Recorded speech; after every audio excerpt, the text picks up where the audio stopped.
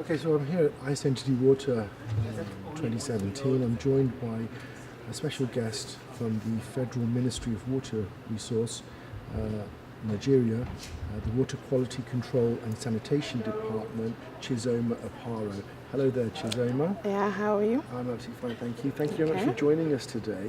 Okay. We've had a very long journey out here from Nigeria. Yeah.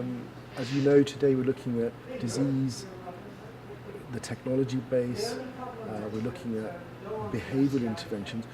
What are you trying to do and what are you trying to achieve from being here today? Okay, incidentally, I'm on vacation.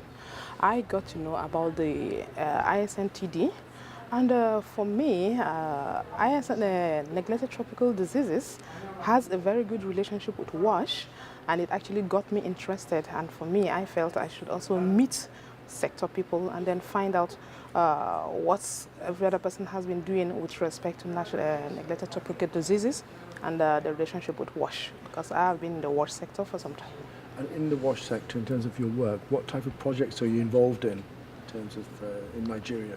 Well, basically I would say that we've been working with partners, development partners in the area of provision of sanitation facilities, and of course a lot of campaign has actually been going on to improve access to sanitation facilities in Nigeria, and to say that the government is quite passionate about that. I'm within the water quality and sanitation sector, and to say that in fact last year my minister actually launched a program on partnership for expanded WASH, trying to look at the partnership bringing the private sector together to actually begin to talk about having a business in sanitation, and then actually also improving, because we have seen that no one organization can actually do it alone. So we actually need to all come together. There's a need for a lot of collaboration to work and then achieve within the sector. We've heard earlier about the viewpoint that sanitation should be viewed as a service, not just a technology base. How do you, and what type of challenges do you anticipate in terms of selling sanitation as a service within Nigeria to those particular communities? Well, I would say that selling sanitation, it's quite challenging, especially when it is not a priority for so many. But we think if the government begins to look at it as a priority and takes it as a priority, I think a lot will be done, because already we're talking about sanitation marketing, we're talking about sanitation financing. It actually exists with our collaboration with UNICEF in most of the states. And where demand has actually been created, it's quite easy. So the thing is, how do we take it across the entire country? Well, we've heard earlier about, in the day, by people like Dr.